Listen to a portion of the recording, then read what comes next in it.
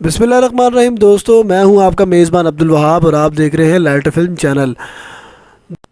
दोस्तों, अगर आप जानना चाहते हैं कि फ़िरौन कौन है, उसका असल नाम क्या है और उसने किस तरह से बनी इसराइल पर अपने जुल्म व सितम ढाए, तो इसके लिए आप हमारी सीरीज़ नंबर 1 देखिए।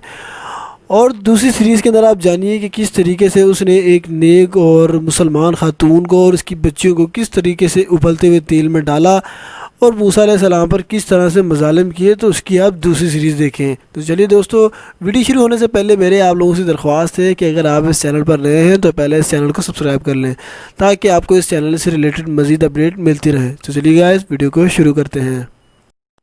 जब हज़रत मूसा अलैहिस्सलाम ने अल्लाह ताला से दुआ की तो अल्लाह ताला ने इनकी ये दुआ कबूल फरमाई और फ़िरौनियों पर लगातार अज़ाबों को नाजिल फरमा दिया। पहला अज़ाब, जो कि बहुत ज़्यादा ख़तरनाक था, तूफ़ान की सूरत में नाजिल हुआ। हर तरफ अंधेरा छाया हुआ था और ज़ोरदार बारिश होने लगी। देखते ही देखते ऐसा तूफ़ान आया जो फ़िरौनियों के घरों में पानी जमा होने लग गया। देखते ही देखते पानी इनकी गर्दनों तक जा पहुंचा। हाल ये था कि इनमें जो बैठता वो डूबकर मर जाता।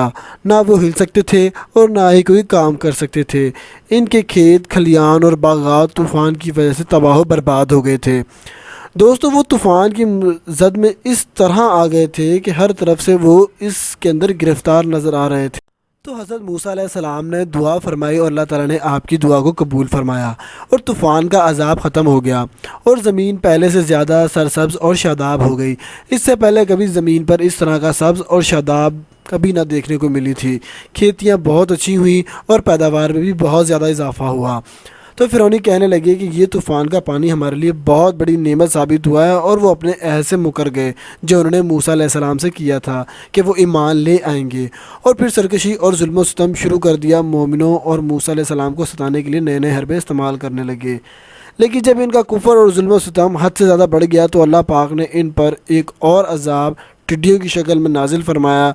टिड्डियों के झुंड आए और इनके खेतों और बागों और इनके मकानों की लकड़ियों तक को खा गए। टिड्डियाँ फ़िरौनियों के घरों में घुस गई, यहाँ तक कि इनका सांस लेना भी मुश्किल हो गया। मगर बनी इसराइल के मोमिनीन के खेत बाग और घर इन टिड्डियों से महफूज रहे। ये देखकर फ़िरौनियों को इबरत हो गई और वो एक बार फिर मूसा अलैहिस्सलाम की और हज़रत मूसा अलैहिस्सलाम से कहने लगे कि आप इस अज़ाब से हमें दूर फरमा दें, हम ज़रूर ईमान ले आएंगे और बनी इसराइल के मोमिनीन पर कोई और किसी किस्म का भी जुल्म नहीं करेंगे। मूसा अलैहिस्सलाम ने एक बार फिर अल्लाह ताला की बारगाह इलाही में दुआ फरमाई और 7वें दिन ये अज़ाब भी ख़त्म हो गया। चुनांचे फ़िरौनी एक माह तक नहायत आराम से रहे और फिर अपने अहद से फिर गए और ईमान नहीं लाए। फिर इनसे इनके कुफर और सरकशी में इजाफा होने लगा और वो फिर से मोमिनीन और मूसा अलैहिस्सलाम को ऐसा पहुँचाने लगे और कहने लगे, हमारी जो खेतियाँ और फल बच गए हैं वो हमारे लिए काफ़ी हैं, लिहाजा हम ईमान नहीं लाएंगे।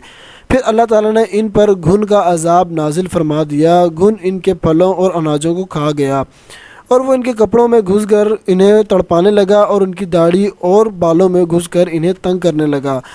इस घुन के काटने से वो ऐसे लगने लगे थे जैसे उन्हें चीचक का मर्ज लाहक हो गया हो।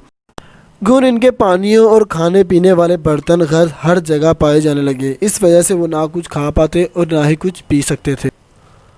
वो इस घुन के अज़ाब को बर्दाश्त करते करते चीख पड़े। फिर से मूसा अलैहिस्सलाम के पास हाजिर हुआ, कहने लगे कि आप दुआ फरमाएं, हम अहद करते हैं कि इस बार हम ज़रूर ईमान ले आएंगे। मूसा अलैहिस्सलाम को इन फ़िरौनियों की हालत पर रहम आ गया और आपने फिर से दुआ फरमाई और ये अज़ाब भी अल्लाह ताला ने हटा दिया। दोस्तों, ये फ़िरौनियों के चंद अज़ाब थे जो अल्लाह ताला की तरफ से फ़िरौनियों पर नाजिल हुए। जिस तरह वो बनी इसराइल और हज़रत मूसा अलैहिस्सलाम को ऐसा पहुँचाते तो उसकी वजह से अल्लाह ताला ने उन पर लगातार कई किस्म के अज़ाब नाजिल फरमाए, जिनकी तफसीर अभी हम आपको बता चुके हैं। इन तमाम अज़ाबों के आने की वजह सिर्फ़ उनकी नाफरमानी और उनकी हट धर्मी थी, जिसकी वजह से वो तबाह बर्बाद हुए। दोस्तों, इस वीडियो का आखिरी पार्ट लाजमी देखिएगा, जिसे हम मज़ीद चंद रोज़ में आप तक ले आएंगे कि किस तरह से फ़िरौन और इसकी कौम किस तरह गर्क हुई, उसको हम लास्ट पार्ट में बयान कर देंगे। तब तक के लिए अपने मेज़बान अब्दुल वहाब को दीजिए इजाज़त। मैं मिलूँगा आपसे एक नई वीडियो में, तब तक के लिए अल्लाह हाफ़िज़।